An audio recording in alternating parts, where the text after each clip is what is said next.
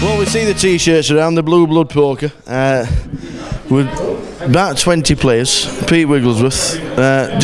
We talked to Graham earlier on. Yeah. We went on. We talked about breakfast. We talked about the car park. We talked about all sorts. Oh no! But you got together. You've got a lot of people playing a lot of live poker. Yeah, we've got the team's actually up to 42 members at the moment. We're probably going to cap it at 50, but we've got a load of interest just recently because we've got a new website, www.bluebloodpoker.co.uk if people want to check that out. But it explains what the team's about. We've been in existence for 4 years now. We approached Grosvenor a couple of years ago. We've been working with Grosvenor particularly on the GukPT tour, and Reading was really our focus for the GukPT tour. So we made sure that all our players were here and focused. We put a lot of stake in. We've got, if I can give you some stats, I think we've got 11 players in the main event over the 2 days, and 8 of those are staked by the team. Various levels between 20 to 45%. So if one of our players cash, then a lot of money goes back into the team. So it's a good thing. But we've got some really, really good players all around the UK that are interested in joining the team as well. So we're looking at that. Sponsored players have gone completely out of the game. You don't see the patches on anybody now. So this is the next best thing to get in getting in for a lot cheaper than what it should cost. Yeah, I think that's the key thing. You know, when I started playing poker, I was hoping to get a sponsorship deal, but as you say, they're few and far between. Really good friends with Julian Thew.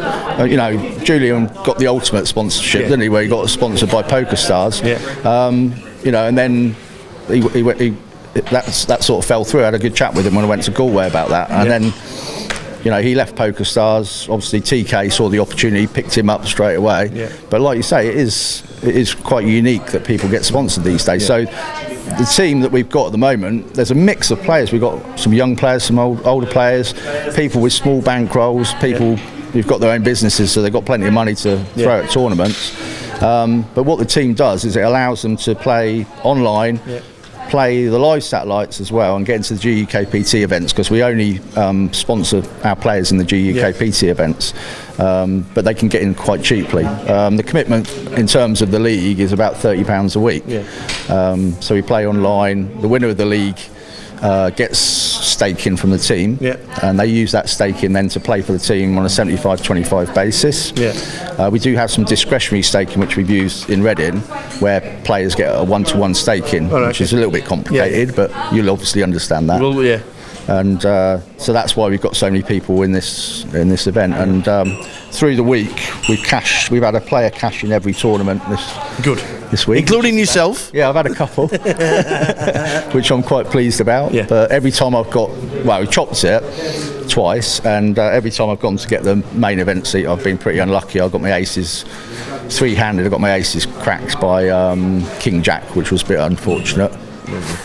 I'd set him up nicely. So nice one. Well, it's good to talk about Blue Bloods. There's plenty of people plenty of people out there watching who like staking. They like to have a piece of somebody, and then it's a great way of getting his comps cheaper. We'll speak to you a little bit later about your comp. You're still going to be in, we know that. I'm struggling. I'll tell you a little bit about how it's gone today. I started off really, really well.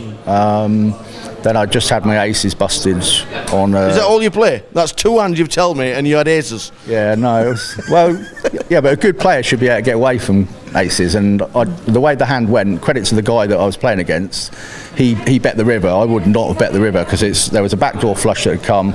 It'd come a jack high flop, came a king on the turn, and obviously he had king jack.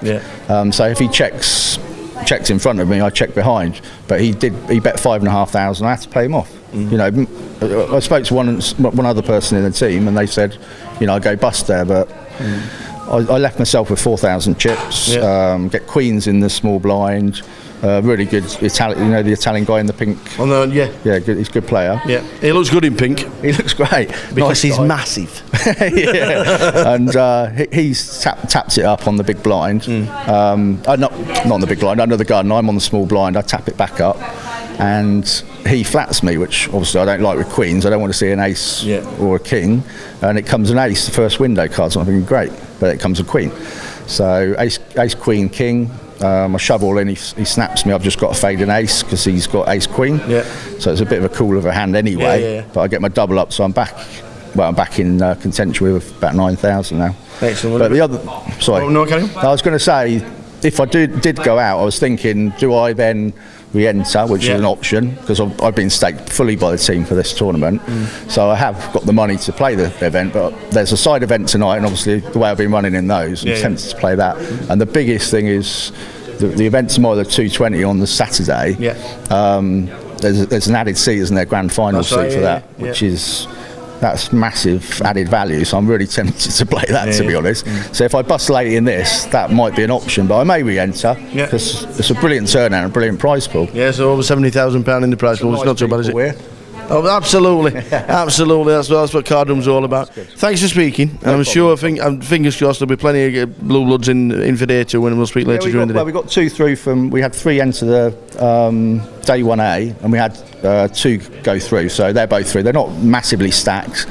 Tim Timothy, and which is an interesting name, yes, the Greek barber, and Pat Simcoe, who a lot of people know because he came 3rd in the UKIP, but a lot of people don't think his poker's particularly good, but he's had 2 final tables in the chip leader tournament, Dusk Till Dawn, and then a 3rd in the UKIP. You can't fault that. No, not at all. With 1,100 runners, so he's a good lad. Cheers, Peter. No problem. Nice one. Speak to him.